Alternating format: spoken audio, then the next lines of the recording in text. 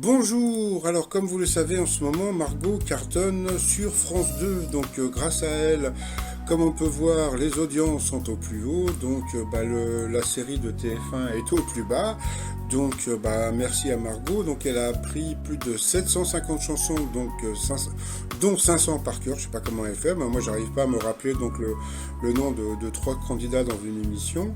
Donc hier, donc elle était face à Flora sur une chanson qui semblait simple, tu trouveras, et ben Flora n'a pas trouvé. Après elle s'est un peu viandée, comment dire, face à Michael. Alors Michael qui lui était animateur de, comment dire, de soirée karaoké, qui connaissait quand même, on va dire, pas mal de chansons, même si on l'appelait le poisson rouge parce qu'il a une mémoire de poisson rouge. Mais franchement, la chanson sur laquelle, comment dire, il était face à elle, c'était hyper simple, hein, la vie par procuration de Goldman. Donc il n'a pas trouvé. Donc Margot a encore gagné. Donc elle est partie hier avec 236 000 euros de gains. Mais il y a des problèmes.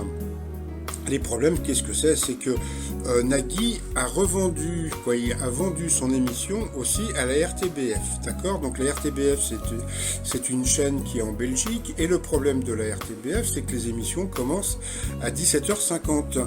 C'est-à-dire que la plupart des Belges qui regardent, n'oubliez pas les paroles, sont au courant de tout avant les Français. Donc pourtant, c'est une émission française, et le problème, c'est que sur Twitter, donc voilà, la plupart des Belges balancent, comment dire, le fait qu'elle n'est pas éliminée, qu'elle a gagné ça, et qu'elle va faire ça, etc. Comme on peut voir la plupart des tweets il y a beaucoup d'internautes qui sont vraiment pas contents.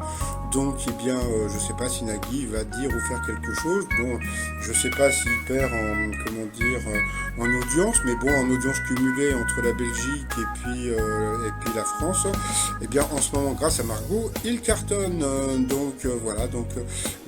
À force de spoiler comme ça, la plupart des Belges emmerdent un peu les Français qui ont le somme.